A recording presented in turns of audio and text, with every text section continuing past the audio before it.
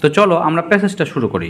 এখানে বলছে যে হোয়াইল ড্যাশ ফুড, তাহলে আমরা ইংলিশ গ্রামার অনুযায়ী জানি যে হোয়াইল এর পরে আমাদেরকে ভার্বের সাথে আইএনজি বসাতে হয়।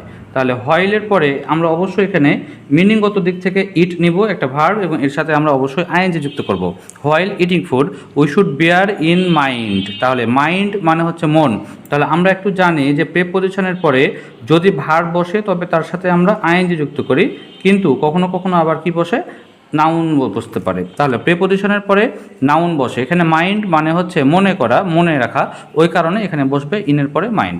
তাহলে we should bear in mind, আপনাকে মনে রাখতে হবে দ্যাট যে we don't eat just to, এখানে একটু অংশ আছে দেখো যে টু আছে, তাহলে টু থাকলে আমরা জানি যে ইনফিনিটিভ বসে, টু প্লাস ভার্বের একটা বেস ফর্ম বসে। তাহলে মিনিংগত দিক থেকে আমরা একটা ভার্ব নিব, এখানে বলছে স্যাটিসফাই, তাহলে টু স্যাটিসফাই, আমরা শুধুমাত্র টু স্যাটিসফাই হাঙ্গার, আমরা ক্ষুধা নিবারের জন্য খাই না, অর টু ফিল দ্য বেলি, শুধু পেট ভর্তি করার জন্য আমরা খাই না।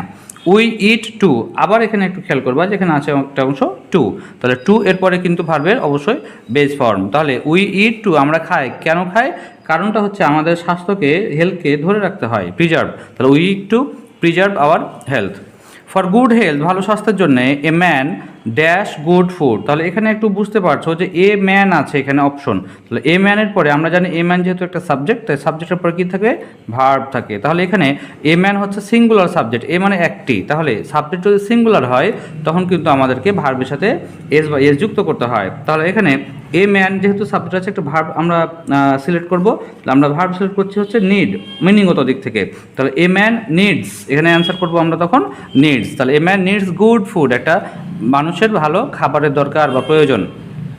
সামটাইমস ইট সো আছে এখানে, এবং হচ্ছে যে সো এর আগে কী আছে, সাবজেক্ট হচ্ছে ইট, তাহলে ইট দেখে আমরা কি অ্যান্সারটা করতে হবে, ইট দেখে অ্যান্সার করবো আমরা ইট, যেহেতু সাবজেক্ট ওই কারণে আবার কিন্তু আমরা ভার্বের সাথে এস বা এ যুক্ত করব। তাহলে ইট সো, আমাদের যে মিনিংগত দিক থেকে আমরা ভার্ব চয়েস করব, এটা হচ্ছে হ্যাপেন, তাহলে it so happens that people who live even in the midst of plenty do not eat the food they need for good health, কারণ আমরা জানি যে দূরবর্তী অঞ্চলে বা প্রত্যন্ত অঞ্চলে যারা বাস করে তারা ভালো খাবার পায় না বা সুষম খাবার পায় না। কারণটা হচ্ছে দেখো যে বিকজ দে হ্যাভ নো, তাহলে আমরা জানি যে ইংলিশের নোটা হচ্ছে একটা ডিটারমিনার, তাহলে ডিটারমিনারের পরে একটা অবশ্যই আমাকে নাউন বসাতে হবে। আমরা নাউন সিলেক্ট করব বা চুজ করব, দেখো আমাদের এখানে অপশন আছে যে নলেজ, তাহলে নলেজ মানে জ্ঞান, এখানে অর্থটা বলছে যে যারা দূরবর্তী বা প্রত্যন্ত অঞ্চলে বাস করে তাদের সম্পর্কে জ্ঞান নাই, কি নাই, জ্ঞান নাই, নো নলেজ অব, কিসের জ্ঞান নাই, সায়েন্স অ্যান্ড হেলথ। এবং হচ্ছে কি একটু খেয়াল করবা যে এইচ নাম্বার আগে আছে অ্যান্ড, আমরা জানি যে অ্যান্ডের আগে যে অংশগুলো হয় পরেও কিন্তু সেই অংশটাই হয়, তাহলে অ্যান্ডের আগের অংশটা আছে হেলথ, মানে হচ্ছে একটা নাউন, তাহলে নাউনের পরে মানে অ্যান্ডের পরে আবার কিন্তু আমাকে নাউনেই বসাতে হবে, তাহলে একটা আমরা নাউন সিলেক্ট করব। তাহলে এখানে আছে কি নিউট্রিশন, তাহলে আমরা বলতে পারছি তাদের কি নাই, তারা বিজ্ঞান সম্পর্কে, স্বাস্থ্য সম্পর্কে এবং পুষ্টি সম্পর্কে কোনো জ্ঞান নাই। দে ডু নট নো, তারা জানে না হাউ টু সিলেক্ট, কীভাবে সিলেক্ট করতে হয়, পছন্দ করতে হয় এ ড্যাশ ডায়েট, তাহলে আমরা জানি যে ব্যালেন্সড ডায়েট হয়, তাহলে এখানে আমরা যে অ্যান্সারটা দেবো সেটা হচ্ছে ব্যালেন্সড ডায়েট। ব্যালেন্সড ডায়েট মানে হচ্ছে সুষম খাবার। From the many foods that are dash to them, তাহলে একটু খেয়াল করবা এখানে আছে একটা অংশ আর, তাহলে আর এর পরে আমরা জানি আরটা হচ্ছে একটা বিভার্ব, আর বিভার্বের পরে অবশ্যই আপনাকে একটা অ্যাডজেক্টিভ বসাতে হবে বা দোষগুণ প্রকাশ করে এমন কিছু একটা বসে।